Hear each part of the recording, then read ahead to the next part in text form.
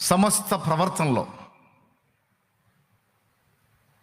ఉదాహరణకి మనకంటే ఒక వ్యక్తి బాగా అభివృద్ధి చెంది కళ్ళకళ్ళాడుతున్నారు మన కళ్ళ ముందు. మానవ నైజం ఏంటంటే, పాప నైజం ఆటోమేటిక్గా వ్యసన పడతారు.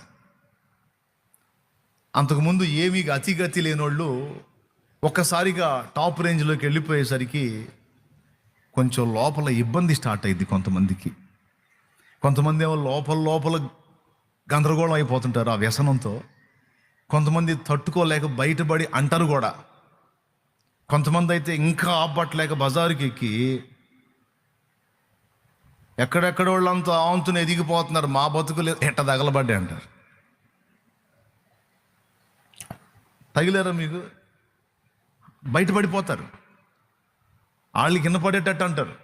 ఎక్కడెక్కడ వాళ్ళంతా నిన్నగాక మొన్న వచ్చిన వాళ్ళు అలాగే ఎదిగిపోతుంది, మా బతుకులేదు ఇక్కడే తగలబడ్డా. జస్ట్ ఎగ్జాంపుల్ కోసం చెప్తున్నాను నేను. అక్కడ దేవుడు నిన్ను సునిశ్చితంగా పరిశీలిస్తున్నాడని నీకు తెలియదు, కానీ ఆయన నీ నీ నీ హృదయంలో ఉన్న ఆ ఉద్దేశాన్ని పట్టుకొని కేసు రాసుకుంటాడు. ఈ బుద్ధి కుళ్ళుబోతు బుద్ధి, దేవునికి స్తోత్రం, ఈ బుద్ధి వ్యసనపు బుద్ధి. అంటే ఈ మనిషిలో వ్యసనపు బుద్ధిని చంపుకోలేకపోయింది.